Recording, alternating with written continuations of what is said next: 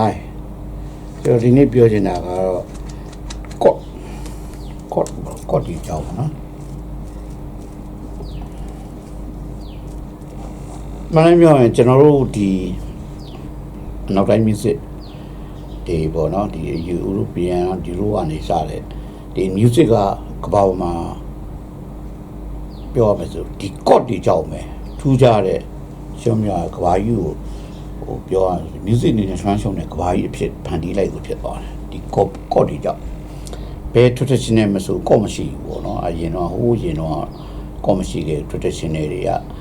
နောက်ပိုင်းကျမှဒီ code တွေဖြစ်လာပြီးတဲ့နောက်ပိုင်းကျမှ European ရဲ့ music ကဘာကြီးကိုတော်ကြီးလွှမ်းခြုံလာနိုင်တယ်ပေါ့နော်အဲ့ဒါဆိုအဲ့တော့ဖြစ်တဲ့ code တွေကရမ်းကြီးကြီးတယ်တီယူရဲ့အစားတွေကလည်းဒီလိုပဲလူတွေရဲ့ကြံဖန်မှုတွေလူတွေရဲ့ကြံရည်ပန်ရည်တွေနဲ့ပဲကျွန်တော်ဒီ code တွေဖြစ်ပေါ်လာတယ်ဒီ music တွေအခြေခံတွေအများကြီးပေါက်ဖွာလာတယ်ပေါ့နော်အဲ့တော့ဒီ code တွေအကြောင်းကျွန်တော်စပြီးပြောကြအောင်အဲ့တော့ကျွန်တော်အရင်တော့ interval အကြောင်းပြောခဲ့တယ်ပေါ့နော် code တွေကို code ဖွဲ့စည်းပုံ5မျိုးရှိတယ် code တွေကျွန်တော်ပြောတာက code မျိုးဖွဲ့စည်းပုံက try 3လုံးပြောတာပေါ့နော်ဟို7ပါတာတို့6ပါတာအဲ့ဒါ4လုံး5လုံးအဲ့ဒါ plus 9 shut 9အဲ့ဒါတွေကရှင်းတော့သူ code color တွေ tension code တွေဖြစ်သွားပြီလေ tension တွေပါလာပြီဒီကျွန်တော်ကဖွဲ့စည်းပုံရိုးလေး5မျိုးပြောတာနော်အဲ့တော့ကျွန်တော်သူ့ဘလို့ဖြစ်ပေါ်လာခဲ့တယ်ဒီ5မျိုးလူတွေဘလို့ဖန်တီးခဲ့တယ်အဲ့အကြောင်းကိုကျွန်တော်ပြောမှာနော်နံပါတ်1ကကျွန်တော်ပြောချင်တာကကျွန်တော်စပြီးတော့ကျွန်တော်ဟိုစားမှာ interval မှာ interval ဖွဲ့စည်းပုံကနေပြီးတော့ကျွန်တော် media that ပေါ့နော်ဒီလိုပဲပြောလိုက်မယ် media that ကို plus ဆိုထားလိုက်ကိုဖွဲ့စည်းပုံနော်ရှေ့လူကြီးတွေဘယ်လိုလုပ်ခဲ့တယ်ဆိုတော့ကျွန်တော်ပြသူတို့ရဲ့ဒီရှင်းပြောလို့ရှိရင်ဒီတလုံးကြော်ပေါ့ A ဆိုရင် B တလုံးကြော် C နဲ့ A နဲ့ C နဲ့တွဲအဲ့လိုလုပ်ခဲ့တာပေါ့နော်ဒါသူ့ရဲ့ဖွဲ့စည်းပုံကျွန်တော်ဒါ interval နဲ့ချီခဲ့တာပေါ့ code တွေဒါတော့ minor ပေါ့နော် minor that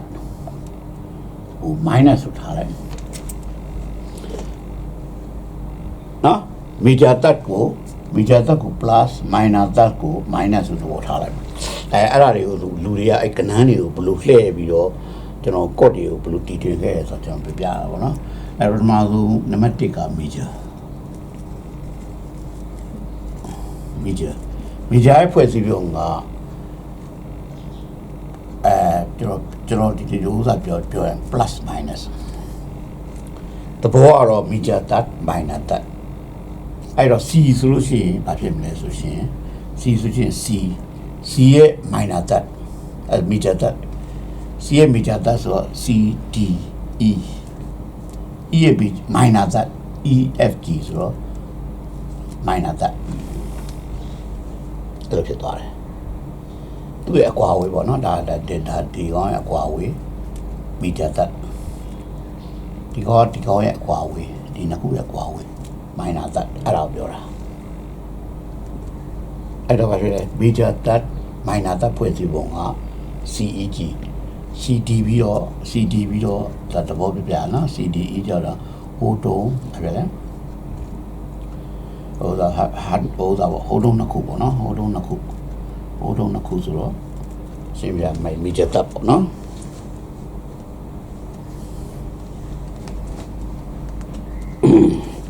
ဒါကျွန်တော်ဟိုဥစားဖြစ်တာ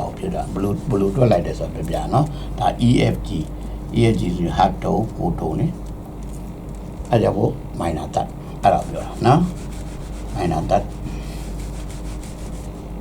major that minor ဖွဲ့စည်းပုံက major ရဲ့ဖွဲ့စည်းပုံ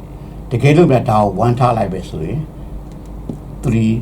5အဲ့ဖွဲ့စည်းပုံပဲတဘောကတော့နားလည်မလို့ဒါတွေကတော့ interval ကိုပြောတာအဲ့ဒါတွေရှုပ်သွားမှလည်းဆိုရတယ်အစင်းကြီးကြည့်သွားလို့ရှိရင်တော့သဘောပေါက်ပါနော်နောက်နံပါတ်1ကminor တက်ကြတော့သူကသဘောက minus plus အဲ့လိုဖွဲ့စည်းဖို့ပြန် plus minus တွေကိုရှယ်ခဲ့တာပေါ့နော်သူရှယ်ပြီးတော့ရှေ့လူကြီးတွေကဘယ်လိုတည်တွင်ခဲ့လဲဘယ်လိုပြောအဲ့ဒါကိုကျွန်တော်ပြောနေတာပေါ့နော်minus plus တကယ်လို့များ C minor ပေါ့နော် C minor ဆိုရင် C minor တဲ့ဒီအောင် minor ဖွဲ့စည်းပုံခဏနေ minor မထည့်တယ်မတည်သေးဘူးပဲတော့ဒါ C ထားလိုက်တယ် C ရဲ့ minus ဆိုတော့ E flat minus plus G ဒါကတော့ဒီကွာခြားချက်တွေကတော့ interval beginning ကကျွန်တော်ပြောတာဒါဆိုရှင် water 1ဆိုတာ flat 3လေဒါ1ဆိုတာ flat 3ဒါက5ဒါတွေကတမင်သက်ရှုပ်သွားမှလို့ခွင့်လေးခတ်ပြီးတာဒါ interval ဒါက interval channel ကြောင့်ဖြစ်လာတဲ့ note ပြီးလို့ရှိရင်ဒါ do re mi fa နဲ့ပြောတာအဲ့တော့ major ဖွဲ့စည်းပုံက135အဲ့လိုဖြစ်တာ minor ဖွဲ့စည်းပုံက135အဲ့လိုဖြစ်တာတော့ပါနော်သူဘယ်လိုဖြစ်ပေါ်လာတယ်ဆိုတာကျွန်တော်ပြောပြတာနံပါတ်3ကျတော့ odd band နဲ့ကျတော့ plus အရှင်းပြောရင်ကျွန်တော်ရှိလူတွေလည်းသူတို့ကတော့အရှင်းပြောဒီကဏ္ဍတွေကိုအဲ့လိုလှည့်ပြီးတော့ပဲလောက်ခဲ့နေတဲ့ထားတွေ major တွေ minor တွေဖြစ်လာတော့ဗောနော်အဲ့တော့တကယ်လို့ C odd band နဲ့ပေါ့နော်ဒါဆို C minor ပေါ့ဒါ C odd band နဲ့ plus ပေါ့နော်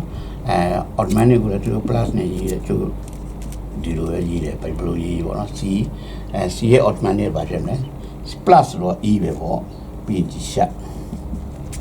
G ဆိုလို့ရှိရင်5ပဲဟိုက minus ဖြစ်မယ်လေ minus ဆိုတော့ဟိုက minor သက်ကိုပြောတာအဲ့တော့ major သက်ဖြစ်ခြင်း sharp ဖြစ်မှရမယ်အဲ့ဒီတော့ဒီကောင်1ဆိုလို့ရှိရင်ဒါတွေကိုတမင်သက်ကျွန်တော်ခွင့်ပိုင်တာမရှုပ်ပါမလို့1ဆိုတာ3 5 sharp ဖြစ်အဲ့တော့ odd band ကဖွဲ့စည်းပုံ1 3 5 sharp တော့ပါနော်number 4ကျတော့ဘာဖြစ်လဲဆိုရှင် diminish ကျတော့ minus ဟုတ်လား minus plus minus plus minus လူကြီးရှေးလူတွေရဲ့အဲ့လိုဟိုနီးစနစ်တွေနဲ့လောက်ပြီးတော့ဒီတွင်ခဲ့တာနော်အဲ့တော့ C din ဆိုတော့ C din က C ရဲ့ minus ကဟုတ်တယ်နော်ပြီးရင် flat ပြီးရင်ဘာဖြစ်လဲ G flat ဖြစ်မယ်ဒါမှဥသာဖြစ်မယ်လေဒါမှကျွန်တော် minus ဖြစ်မယ်လေ minus ဆိုတာ minor တက်တယ်ကိုပြောတာဒါကိုကိုယ်ခတ်လိုက်မယ်တမင်သက်ရှုပ်သွားမှာဆိုလို့ဒါတွေက interval တွေနော်ဒါဒီကဏ္ဍတွေက interval တွေပြောတာဒါတွေကိုသာပြုတဲ့ဟာသူ့ရဲ့အကွာဝေးတွေကိုကျွန်တော်မြင်သာအောင်လို့လေသူတို့ဘလို့ဟိုကဏ္ဍတွေအဲ့လိုရှယ်ပြီးတော့ကော့တွေဖြစ်လာတယ်ဆိုတော့ပြအဲ့တော့ဒီက1ဆိုရင်ဒါ flat 3မှာဖြစ်မယ်ဒီကောင်က flat 5ဖြစ် G က5လေ G flat ဆိုတော့ flat 5ပေါ့အဲ့တော့ diminish ကဖွဲ့စည်းပုံက1ဒါ diminish ကဖွဲ့စည်းပုံဟုတ်ပြီနော် number 5ကတော့သူကတော့ရှင်းပြီးတော့ရှင်းဆက်ကတော့သူကကျွန်တော်တို့ဒီကဏ္ဍနဲ့ဖွဲ့စည်းရမဟုတ်ဘူးသူက145ပဲ145က CFG ပေါ့145 perfect 4 minus 2ပေါ့အဲ့လိုပြောမယ်ဆို perfect 4 F ကနေကြည့်ဆို minus 2သူကတော့သမီးတဲ့ကျွန်တော်တို့ဟိုဥစားဖွဲ့စည်းပုံတစ်ခုအနေနဲ့ထည့်ထားတာပေါ့ဒီလိုရှယ်ပြီးတော့ဖြစ်ပေါ်လာတဲ့ဟာတော့မဟုတ်ဘူးဒါပေမဲ့ကျွန်တော်တို့ကော့ဖွဲ့စည်းပုံအနေနဲ့ဒီ perfect တွေပြည့်ဝတဲ့အတန်အနေနဲ့ဖွဲ့စည်းတဲ့ code တစ်ခုအနေနဲ့ထည့်ထားတာเนาะဆက်ပေါ့နော်ဆက်ကပါဖြစ်တော့ဆက်ကသူ့ရဲ့အခြေခံကတော့145လို့เนาะဟုတ်မလားဒါကျွန်တော်တို့ code ဖွဲ့စည်းပုံကိုမျိုး5ခုမျိုးခွဲ5ခုเนาะအဲ့ရပါမှာကျွန်တော်တို့ဒါကာလာမပေါ့ဒါတွေက3လုံးတွေ try 3လုံးတွေပဲ3လုံးတွေပြောနေတာဟိုအကိုတို့7တို့တမြိုင်ပြော7 minus 7 flat အဲ့ဒါကြီးမအဲ့အကြောင်းမလာသေးဘူးဒါသူမျိုးခွဲကိုများတာအဲ့တော့ကျွန်တော်ဆက်ပြီးတော့ရှင်းပြပြီเนาะနောက်ထပ်သူတို့ရဲ့ဒီကာလာတွေဘာတွေဘလူးနာမည်တွေပြီးတယ် code တွေဘလူးပေါ့ဆိုပြောပြမှာဆက်ပြီးတော့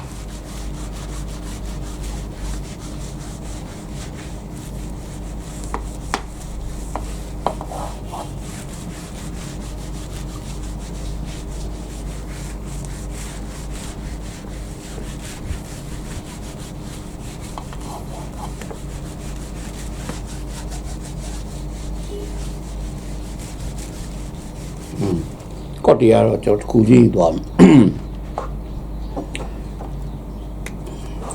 နံပါတ်1ဆိုပါပဲလေဆိုတော့နံပါတ်1က major code ပေါ့နော် major code ရှိတယ် major cut is la ai mang ja ma u major ma u major နဲ့ကျွန်တော်အကြမ်းပြပြောရရင် major နဲ့ major u major ပေါ့နော် u major နဲ့ dominant နှမျိုးရှိတယ် dominant နော် dominant နှမျိုးရှိတယ် u major နဲ့ dominant နှမျိုးရှိတယ်ကျွန်တော်ဥပမာဒီကိုအဲ့တော့ဘာဖြစ်လဲဆိုရှင် u major က 7ကိုသုံးတယ်အကြမ်းမြမှတ်လို့ရတယ်နော်7ကိုသုံးတတ်တယ်7ကိုသုံးတတ်တယ်ဒီကောင်ကတော့ flat 7သုံးတယ်အဓိကတော့ဒီကောင်အဓိကထားပါတော့7ကိုသုံးတယ်6ကိုသုံးတယ်ဟိုကောင်ကတော့7မသုံးဘူး flat 7ပဲတီးတန့်သုံးတယ် dominant တွေကအဲ့လိုအကြမ်းမြမှတ်လို့ရတယ်အဲ့တော့ကျွန်တော်တို့ကဒီဟာကိုကျွန်တော်ခွဲပြောမယ်ဆိုရင်ဘယ်လိုပြောတကယ်လို့ဒီ major dominant လို့ခွဲပြောလိုက်မယ်နော်ဒါကိုကျွန်တော်ဒီလိုခွဲထားလိုက်ပြီးတော့ရှင်းပြီးတော့ကျွန်တော်ပြချင်လို့လေနော်မျိုး major နဲ့ major တိုက်တွေနဲ့အဲ့တော့ major 6ပေါ့နောက်ပြီးတော့လေဒီ dominant တိုက်တွေကြောက်လို့ရှိရင်ဘာဖြစ်လဲဆိုဥမာ C ဆိုရှင် major ဆိုဒီလို3ခံတို့ဘာလို့ major တောင်7အဲ့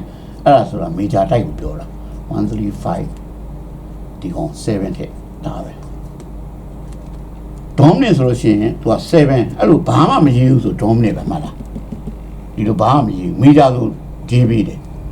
အဲ့တော့ဒီကောင်ဆိုလို့ရှိရင်135 flat 7ဖြစ်သွားမှာ7ရှိမှ flat လာမှာ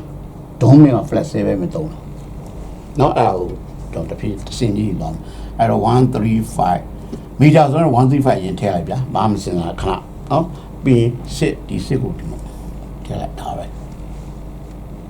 အားလည်းနော်ဒီခုလိုရှိတဲ့ major 6ကိုဟိုမှာတော့ dominant မှာတော့မရှိဘူးเนาะ dominant က7အစားလေနော်ဒါတမင်တဲ့ကျွန်တော်တို့ပြီး at 9တော့ဘာလို့ပေါ့နော်လာလေ at 9တော့ at 9ဆို135 2ပေါ့2ပြောတာပေါ့နော်2 note ပြောတာ at 9တော့ဘာလို့ချို့လဲပါဘယ်လိုပြောပေါ့နော် at 9နဲ့2နေရာတော့ဒီနေရာမှာတော့2ပဲနောက်ပြီးတော့ပါmajor 7လို့ကျွန်တော်တိကျနေပဲပြောမယ်2ပဲเนาะ major နဲ့major 7ဆိုရင်135 d7 07ဖြစ်မယ်ဒါဒီမှာတော့ကျွန်တော်ရှင်းအောင်လုပ်အောင်1 3 dominant เนาะ dominant ကြတော့ flat 7ဖြစ်မယ်ကျွန်တော် overhead divided CC0 ကျွန်တော်အဲ့ဒါပြောတာပါเนาะသူကြတော့ကော့ကဘယ်လိုရေးမလဲ sorry ကျွန်တော်ကော့ကရေးပြလိုက်ကော့ကဒါ major 7ဒီကောင် dominant 7ကိုဟိုမှာ C major 7ဆိုတော့ C တခုတက်လိုက်မယ်เนาะ C7 ဆိုရှင်135 flat 7အဲ့လိုပြောတာเนาะတခုတက်မှနည်းနည်းသိတာအောင်လို့အဲ့ဒါ C major 9ဆိုရှင်မှတ်တာ C major ဆိုင်လို့ C ကိုတွေ့တာနဲ့135ရေးလိုက်ပြီးတော့9ဆိုတော့အလိုလို7ပါပြီလားမှတ်တာ9ဆိုတော့ねသူကရှင်မြ7ထည့်ရမယ်နောက်ပြီးလို့ရှိရင်2ထည့်ရမယ်2က9နဲ့2လိုပဲကျွန်တော် inversion မှာကျွန်တော်အထက်အောင်လှမ်းလို့တော့ရတယ်ဗျာအဲ့တော့ offset တွေကကျွန်တော်တို့အတွက်ဟိုပြောရမယ်ဆိုလို့ရှိရင်တူပဲလို့သဘောထားတယ်လေကိုယ်ကင်တဲ့လူတွေအတွက်ကဘာအပေါ်ကကင်အောက်ကကင်တချို့လို့ရှိရင်အဲ့ဒါယူဖို့အပေါ်တင်လာတော့ရှိသေးတယ်ဒါကြ jasmine မှန်တော့ဒါတွေကဟိုမထူးဆန်းလာဘူးပေါ့လေဒါပေမဲ့ဒီဟာတွေကိုတေချာနည်းသိအောင်ကျွန်တော်ပြောတာဒီ C9 ဆိုတော့ね135ဒီလိုပဲသူက power များရင် power နည်းတဲ့7နေထည့်ပေးရတယ် flat 7 dominant ဆိုတော့သူကဘာဒီမှာဘာမတွေ့နိုင် flat 7ပဲမှတ်လားပြီး2ဒါကွာချက်ပြောတာပြီးရင် C နောက်ပြီးတော့နောက်တစ်မျိုးရှိ69ဆိုရှိတယ်ဗျဒီမှာဒီကောင်ဒီမှာတော့မသုံးဒါဆိုရင်တက်ခုနကြံသွားတော့13562ကျွန်တော် jazz Brazilian တွေအရန်ကြိုက်တဲ့ကော့ပေါ့နော်ဒီကောင်မှာတော့60နဲ့ပတ်သက်တာတော့မရှိဘူးဗျဒေါ်နေမှာရှိလို့ရှိရင်လည်းဒီကောင်ကဘာဖြစ်လဲဆို C13 ဖြစ်သွားမှာနော်C ဒီကောင် major 13 major 13ဆို135ဘာဖြစ်လဲနဲရတဲ့7 9 11 6အဲ့လိုဖြစ်သွား11ဆိုတော့တကယ်တော့4ပဲလေ နော်တေချာပြန်ရေးလိုက်နော်မစားတော့အဲ့ဒါကျွန်တော်ဘယ်ဟန်ရင်သွားမလဲဆိုရှင်ဒီရပဲရင်အဲ့စီက1 3 5 7နေတဲ့ဟာတက်မယ်ပြီးရင်9အတွက်2 11အတွက်4ပြီးရင်6အမှန်တော့ဒီမှာတွေ့လားဒိုမီဘာတွေအကုန်ဒီဘာတော့ပါနေပြီ5 6 7တက်လားအဲ့တော့အမှန်တိုင်းပြောရရင်ဒီ code တွေကတော့တီယူရရှိတယ်ဗျာဒါပေမဲ့တကယ်တမ်းကျတော့ကျွန်တော်လူချင်တာပဲကြိုင်တယ်အဲ့ဒါကျွန်တော် jazz မိုင်းတုံးတော့1တို့5တို့လိုက်ထည့်တယ်ဖြုတ်တတ်တယ်ဒီ9တို့ဖြုတ်တတ်တယ်11ဖြုတ်တတ်တယ်ဒါတွေကတော့ your choice ပဲတီယူကတော့ဒါတွေရှိတယ်အကုန်ကြိုင်လို့ရတယ်ပြီးတော့ဒိုလိုမှာ solar D2 ထဲမှာရှိတဲ့ code color တွေအကုန်သုံးလို့ရတယ်ဆိုတော့အထိပ်ပဲရှင်းပြအဲ့ထဲကခင်ဗျားရွေးချယ်ပြီးတော့ခင်ဗျား code poison ခင်ဗျားကြိုက်တာကိုရွေးချယ်ပိုင်ခွင့်ရှိတယ်ကျွန်တော်ဒါတွေကတော့ဒီ jazz တွေမှာတော့ဒါတွေကတိုက်ပြီးထိုးစားဖြစ်ပေါ့နော်ပြီးတော့မှဒီကောင်ပြီး1ဒီကောင်ကျတော့1 3 5သူ့လိုပဲ flat 7ပြီး2 4 6နော်လောပါနော်အဲ့တော့ဗာပြလဲဆိုပြီးတော့မှဒီကျတော့11ဟုတ်ပြီ13 11လည်းရှိတယ်ဒါပေမဲ့11ကျတော့တချို့တော့ set နဲ့မှာပေါ့နော်တချို့ကလည်းဒီတဲသိမ့်မတည့်ဘူး set ပဲကိုတော့ပို့ဒါပြဿနာမရှိဘူး11ဆိုလည်းရတယ်ဒါက C အဲ့တော့ဒီတချို့အားတွေကြတော့ဒီမီဂျာထဲမှာရှိတယ်ဒေါမနစ်ထဲမှာကြတော့သိမ့်မသုံးအဲ့လိုမျိုးပေါ့ဥပမာ C major shut 11ပေါ့သုံးတယ်ဗျာ shut 11အဲ့ဆိုရင်1 3 5 7 2 4 shut နော်အဲဒီလိုပဲ C 7 shut 11ဒီမှာတော့ဒါမျိုးသုံးတတ်တယ်ဒါမှမဟုတ်ရှင်သူကဘယ်လိုသုံးလဲဆိုလို့ရှိရင် C7 shut 5C ကျွန်တော်ဒီမှာဒီသူနဲ့တူအောင်ပြောလိုက်မယ်နော် C7 shut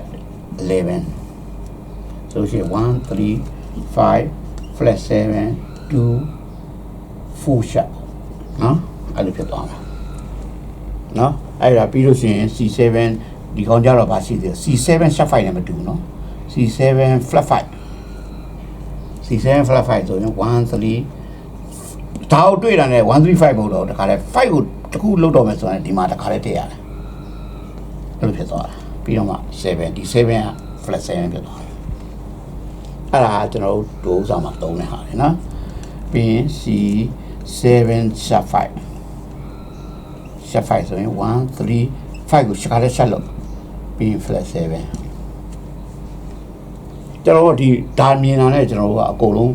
ဟို code နာမည်မြင်တာနဲ့ကျွန်တော်အစားထိုးထားရမှာပေါ့နော်ပြီးရင် C7 flat 9ဆိုရင်1 3 5 flat 7ကိုထည့် flat 7ပြီး flat 9ဆိုတော့ဒါပဲ flat 2ပဲပေါ့နော်နောက်ပြီးတော့ C7 flat 13ကိုရှိတယ်ဒါတွေကတော့ဒါကိုကြည့်လိုက်လိုက်ရင်သိတယ်လေ C7 flat 13ဆိုရှင်1 3 5 7 9 11 flat 6ပေါ့အဲ့ဒီအကူကျွန်တော်တို့ code poison ကိုကြိုက်တဲ့ဟာကိုရွေးချယ်ပိုင်ခွင့်ရှိတယ်ဒါ jazz မှာ code တရား color တွေများလာလေဒီပုံစံတွေမျိုးလိုတီးလို့ရတယ်ရှင်းပြအဲ့တည်းကဒါထုတ်လိုက်ရင်ဘယ်လိုဖြစ်သွားလဲဘယ်လိုဖြစ်သွားလဲဘယ်လိုဖြစ်အများကြီးပဲရှိတယ်အရင်ကျေပြန်တော့ကြည့်တယ်အဲ့ကိစ္စတွေကလေအဲ့တော့ဗာဖြစ်လဲဆိုတော့ code အဲ့ဒါတွေကယူရအဲ့ဒါမှတယောက်တယောက် code တွေမတူကြအောင်စံနေရသမားတွေဂီတာသမားတွေတယောက်တယောက်ကြည့် code poison တွေကဟို तू ကအဲ့လိုကြိုင်မယ် तू က flat 13ကို तू ကအဲ့လိုတစ်မျိုးကြိုင်မယ်လေသူလိုချင်တဲ့ဟာကြိုင်မယ်ဗျာအမှန်တမ်းပြောဒါ auto pad တွေကြောင့် auto ဟိုဘယ်လိုကောင်းလဲဆို color tension တွေရမ်းများတယ်ပေါ့နော်ဒီ code တွေကြိုင်မယ်ဆိုပြောရမယ်တချို့ကလည်း auto လို့ပြောတယ် auto pad တွေရောက်တယ်နော်နောက်မှ auto အကြောင်းပြောတာပေါ့ဟိုလောလဲ C7 shut 9ဆိုရင်1 3 5 flat 7 shut 9ဆို shut 2ပဲပေါ့ဟုတ်မနော်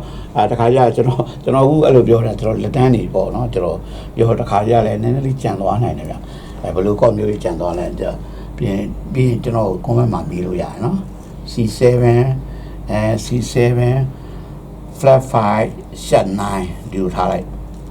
အဲ့ဒါဆိုရင်ကျွန်တော်ဘာလုပ်မလဲ1 3 5 flat ဒီမှာ flat တွေ့တာနဲ့ဒီ flat ကိုတခါတည်းဒီမှာထည့်လိုက်တော့ပြီးရင်ဒီလို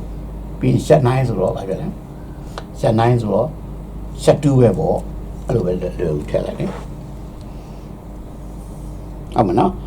ကျွန်တော်တို့ကဒါတွေကတော့တွေးလိုက်တာနဲ့ကျွန်တော်ဘာလုံးတွေထည့်ရမယ်ဘယ်လိုတွေထည့်ရမယ်ဘာညာပေါ့နော်အဲ့သဘောတွေအဲ့တော့ကျွန်တော်ဒီမှာကမဆန့်တော့ဥပမာC7 flash 6ပေါ့နော်တချို့ဟာနည်းနည်းကြံသွားတယ်ဆိုရင်လည်းကျွန်တော်ဟို comment မှာဖြစ်ဖြစ်ရေးလိုက်ပေါ့နော်ကျွန်တော်တခါလဲအဲ့ဒါရေးပြီးမယ်နော်ဥလောဆယ်ဒါကနံပါတ်1ကော့ဖွဲ့စီပေါ့မေဂျာကသူကတစ်မျိုးရှိတယ်အဲ့ဒါတခုကိုကျွန်တော်အဓိကထားပြီးတော့ရှင်းပြကြတာဒါတွေကအရေးကြီးတယ်ရှင်းပြအဲ့ဒါနဲ့အဲ့နှစ်ခုနဲ့မှားနေတာတွေ့လို့လေတချို့လည်းတော်တော်လွဲကြတချို့လည်းအဲ့လိုပေါ့မေးကြဘာလို့ရှုပ်ချက်ခတ်နေတာပဲဆိုပြီးရှုပ်တာပေါ့အဲ့မျိုးခွဲကြီးနှစ်ခုကိုသေချာရှင်းရင်တော့ဒါတွေရှင်းသွားမယ်လို့ထင်တယ်နော်ပြီးရင်အခုနံပါတ်2မိုင်းနာသွားမယ်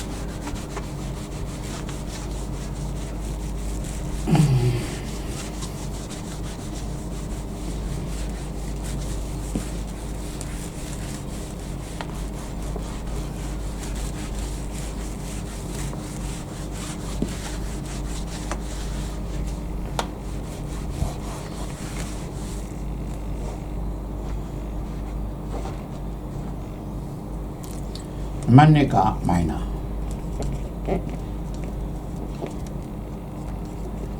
ရဲ့ဖွဲ့စည်းပုံက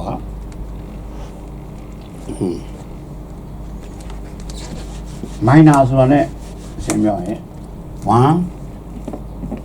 ခဏတင်တာလေအဲ့ဒါအော်တိုပါမယ်ပြီးတော့ခရကာဒီမှာတူထဲတယ်ဘောမှာမူတည်ပြီးတော့တခါလဲကျွန်တော်တို့ပြတ်သွားမယ်အဲ့တော့ C minor 6ဆိုတော့ C minor 6 1 3 5ဒါအော်တိုပြီးဒီစစ်ထည့်ပေးလိုက်တာပဲဒီစစ်ကိုထည့်ပေးလိုက်တာပဲကျွန်တော်ကအဲ့ဒါကြီးကြည့်ပြီးတော့ပဲထည့်တခုစီတာက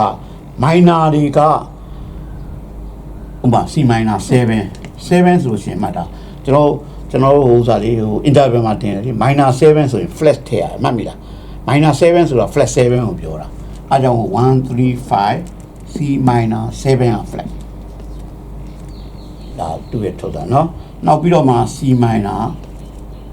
major ထည့်ခြင်းဆိုအ major ထည့်တယ် major 7အဲ့ကြတော့မှ1 3 5 major 7ဒီ major 7မှတ်တယ်နော်အဲ့ဒါလေးကြည့်ပြီးတော့ကျွန်တော်တွားတော့အဲ့တော့ C minor 9ဆိုလို့ရှိရင်1 3 5 the model သူ့ရဲ့ name နဲ့7 flash 7ကိုထည့်ပြီး2ပေါ့နော်ပြီးရင် C minor 7 flash 5နော် flash 5ဆိုရှင်ဘာဖြစ်လဲ1 3 5 flash ဆိုတာတခါတန်းထည့်လိုက်တော့5ဆိုရင်တော့တခါတန်းထည့်လိုက်တော့ပြီးရင် flash 7 C minor 7 flash 5နောက်ပြီးရင် C minor C minor flash 6ဆိုရင်1 3 sorry ကျွန်တော်ဒီမှာဒီရတယ်နိုင်ပြီးသွား了နော်ပြီးရင်ဘာဖြစ်လဲ flash ပေါ့ဒီကောင်လို့ပဲနော်ဒီကောင်လို့ပဲလိုတာဒါထည့်လိုက်အောင်ပဲအဲ့တော့တကယ်လို့ C minor flat 13ဖြစ်သွားရင်သူ့ရဲ့အားနေတာတွေနဲ့ပဲဒီနှစ်ခုရှင်းကြည့်ကြည့်ဆိုရနော်ပြီးရင်သူ့ရဲ့နေတာ7 9 11ပြီး flat 6 က flat 13ပဲလေကျွန်တော် interval ရနော်အဲ့တော့ပါကြမယ် C minor 11ဆိုရင်1 10ဆိုပြီး7 2 4ပေါ့အဲ့ဒါ flat 7နော်လူတိုင်းတယ်မယ်ပြီး C minor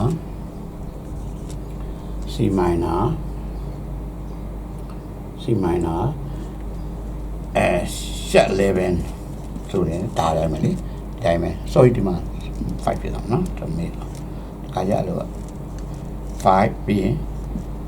7ထဲမယ်2ထဲမယ်4 set လို့ပဲဒါပဲနော်ဒါ minor ဒီကတိုက်နော် minor 7ဆိုရင်မှာ minor 7ဆို flat 7ကိုပြောတာကျွန်တော် interval မှာတင်တယ်လေ interval မှာ flat တွေ flat လောက်ရတယ်နော်အဲ့ဒါကသူတို့ရဲ့ဒီ code ဖွဲ့စည်းပုံပေါ့နော်တချို့ကြံသွားတယ်ဆိုလို့ရှိရင်ကျွန်တော်ပြောတာကျွန်တော်အလွတ်ရေးနေကျွန်တော်ဟိုမှတ်မိတော့ပေါ့နော်ဒါခါကြလဲဟိုစားမှာဖြစ်ကြံသွားနိုင်တာပေါ့နော်နံပါတ်2နောက်နံပါတ်3က hotman နဲ့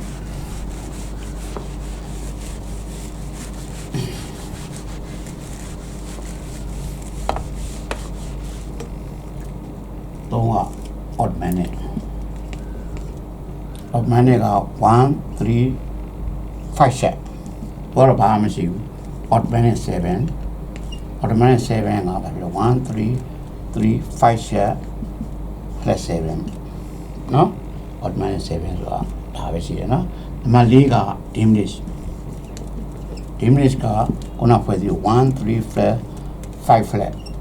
diminish 7ဆိုရှင်မှတ်မိလား diminish 7ဆိုကျွန်တော် interview မှာသုံးတာ flat နှလုံး1 3 flat 5 flat ပြီး flat နှလုံးဖြစ်သွားတယ်7မဟုတ်အဲ့ကောင်ကဘာနဲ့တော့မှားနိုင်လဲ7 flat 5ဟိုကျွန်တော်ပြန်ပြီးတော့မှအဲ့တော့ဒါက diminish တဲ့ flat နှလုံးဆိုတာတကယ်တမ်းစစ်ပဲနိအဲ့လိုမှားနော်အဲ့ဒီနေရာမှာတကယ်လို့များ flat တစ်လုံးဖြစ်သွားတယ်ဆိုရင်ဒါကကျွန်တော်ဟိုတခါလဲရှင်းလေရင်တော့မှားတယ်လို့ပြောတာလေတကယ်လို့များဒီမှာ flat 3ဖြစ်ရတာ -7 flat 5ခုန hard dim လို့လည်းပြောတယ် hard dim -7 flat 5အဲ့နှစ်ခုကဒါပဲလွယ်တာဒါပဲကွာသွားတာအဲ့တော့ပြသေးတယ်အဲ့နှစ်ခုကလေဟိုကောင်က flat 7 သုံးရင် hard dim စစ်ကိုသုံးတယ်ဆိုစစ်ကိုထည့်ရမယ်ဆိုထည့်ရမယ်ဆိုရင်တင်းမယ်နော်အဲ့တော့နံပါတ်5 scar ကတော့ set ဆိုရင်တော့145ပေါ့နော်145suspended 7ဆိုရင်145 flat 7တော့ flat 7တော့နော်suspended 2လို့ပေါ့ရှိရဗျာ2ဆိုလို့ရှိရင်လည်း1 2 5အဲ့လိုသုံးတယ်ဗျာတချို့လည်း4ကိုထည့်တာတွေရှိတယ်ဒါတွေကတော့ your choice ပဲပေါ့နော်ဟုတ်ပြီနော်အဲ့တော့ဗာဖြစ်လဲဆိုရှင် suspended 7အဲ့တော့1 2 3 4 5ခုနော်ပြည့်သွားပြီနော်အဲ့တော့တခါချိုးဟာတွေကြတော့ဘယ်လိုခေါ်ကွက်နမဲတွေဘာတွေညရှိဥမာ Lion flat 7အဲ့လိုအသေးစိတ်အဲ့လိုပြောတဲ့နာမည်တွေရှိတယ်ဗျဟိုဘယ်လိုခေါ်လဲဆိုကျွန်တော်တို့ဟိုစားပါ music ကတော့ဟိုအသုံးများတာကိုကျွန်တော်အဓိကထားပြီးပြောတာပေါ့နော်တချို့နာမည်ထူးဆန်းတဲ့ဟာတွေသူကိုင်နေတဲ့နှုတ်ကိုဥမာဖယ်လိုက်တဲ့ဟာတွေအဲ့ဒါအိတ်ပေါ်မှာမူတည်ပြီးတော့ပေးတာရှိတယ်ဥမာခုနလိုပေါ့ဗျာဟို flat 9ဆိုအမှ9လုံးရှိတယ်အဲ့ဒီကနေတကယ်တီးတော့ကျွန်တော်3လုံးပဲ4လုံးပဲတီးတာအဲ့4လုံးကပေါင်းလိုက်တော့နာမည်ကဟိုပြောမှ root ပေါ်မူတည်ပြီးပြောင်းလဲတာလေဒီ code တွေရဲ့ root ပေါ်မူတည်ပြီးပြောင်းလဲ root ကဘာမှထားတယ်ဆိုအဲ့ပေါ်မှာမူတည်ပြီးပြောင်းလဲတာအဲ့လို root တွေပြောင်းလဲလို့တော့နာမည်တွေလည်းပြောင်းလဲပြီးထူးဆန်းတဲ့နာမည်တွေနဲ့ code တွေလည်းအများကြီးလောတော့ရှိတယ်ဒါပေမဲ့အသုံးအများဆုံးနဲ့အတွေ့အများဆုံးအခြေခံကြဆုံးတော့ဒီ code တွေပါပဲ